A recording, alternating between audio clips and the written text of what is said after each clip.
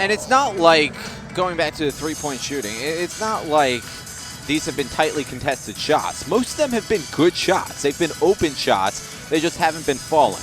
You can credit that to a team that just hasn't played in 2 weeks. Maybe this is a sign of rust, but now that they've gotten some action, let's see if that changes in the second half. And into the second half we go with the Seawolves having possession of the ball.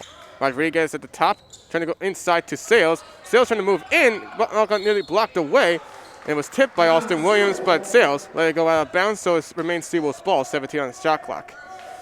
Hartford, what they're trying to show that they can do is how they managed to build off of playing against experienced teams. TSM for three, takes a left bounce and falls out, and Carter will pick up the rebound. And as I said with the experience for Hartford, their first 2 games of the season were against potential tournament teams in the UConn Huskies and the Villanova Wildcats. Both are from the Big East.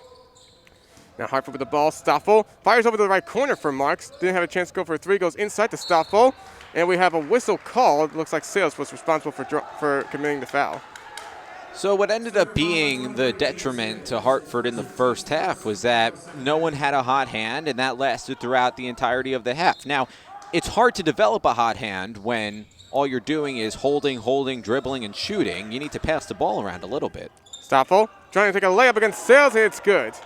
And Stoffel really working good with a little spin move against him to try and draw enough separation. That's a move that you always want to make against big bodies. 28-24 Stony Brook. Sales will get it to Rodriguez, top. Trying to move it inside, out to the left for Gee, almost lost it, picks it back up. He'll find Gree right wing, over to his right for Rodriguez, inside to Sales. We'll see how he does against Stoffel. He'll take a long-range jumper and responds well. But Sales and Stoffel getting some good 2 points off of each other in this first minute of action. Back to a 6-point lead for Stony Brook. Sales only had 1 field goal in the first half. Good to see him get going. Under Mark's right corner, almost had a 3 good from Carter, but he didn't have a chance to try it. Stoffel will keep it. Moving inside against Sales, trying to take another layup against him. Didn't get there yet.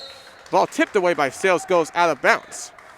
Before Stoffel had a chance to try another shot attempt against Jaden, Sales will just sail it away out of bounds.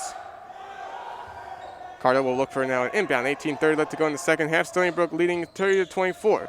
Stoffel getting the inbound against Sales again, trying to get a pin, trying to take a layup, and it rolls. And it looks like that's a really good matchup to start watching now in the second half between Jaden Sayers and Miroslav Stoffel. Both getting some good looks against each other early on in the second half. Once again, a 4-point lead. Sales to Green, right wing. He'll take a 3-pointer and falls off the rim. Sales picks up the rebound. Tries to take a layup, misses. Geek picks up the rebound, gets over to Green. Tries to draw contact on the layup. No contact, but layup.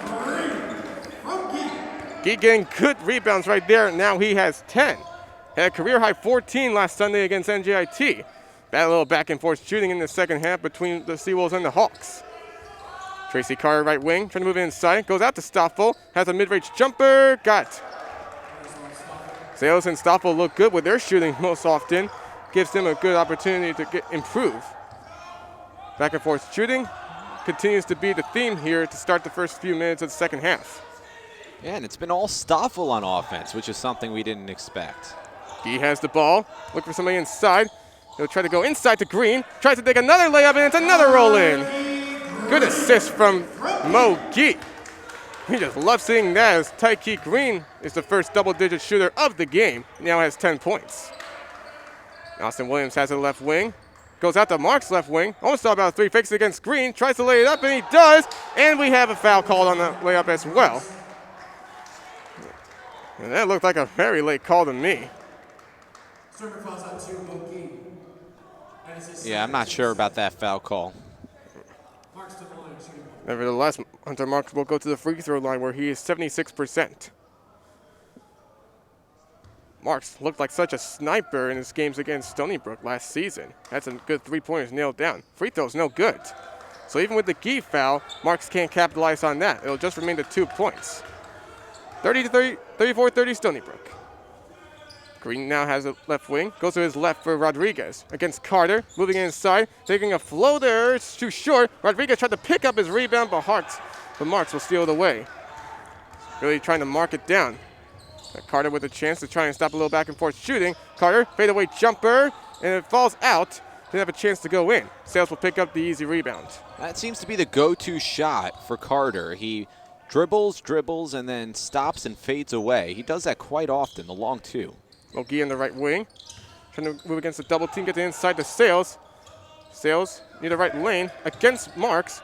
Trying to get the ball, draws the foul against Hunter Marks. Tried to get an assist, tried to throw it over to Rodriguez, but I'm sure he'll be content with that.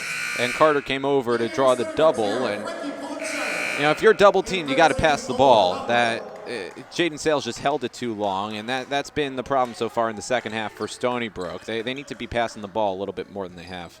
Meanwhile, Stevenson, Moore, and Sales checks out. Policelli and Hobway check back in. 16-15 left to go in the second half. Stony Brook still up by 4. Green gets the inbound to Policelli. Now finds Rodriguez over the top of the perimeter. Has a left wing, Green. And final Rain, he'll take a 3 instead. Doesn't get there, but rebound picked up by Hobway. And he'll try to floater, blocked well.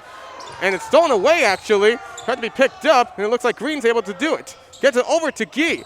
Gee trying to move it inside, tried to pass it over, and a bad one picked up by Mitchell. Mitchell will work quickly with a fast break. Slows it down to Carter. Carter, nobody's open for a three-pointer, so he'll have to just slow it down. Good move by Stony Brook as Carter will move it inside, tries to lay it up. No, he could not. He'll just pass it over to Austin Williams, right wing, Green guarding him. He'll try to move it inside, trying to spin move it, tries to lay it up, and it goes. Stony Brook really close on the last possession to try and getting back that offensive rebound, but Hartford has cut it to 2. 15:26 left to go. Williams now up to 8 points as Rodriguez lays it up and in on the quick transition. Keeps a little momentum on Stony Brook's side as Rodriguez hits up to 4 points now. Carter trying to move inside quickly, tries to lay it up, and before McGee had a chance to be credited for the block, Rodriguez is called for the foul. Can't tell whether or not that was in the act of shooting, but it may have been.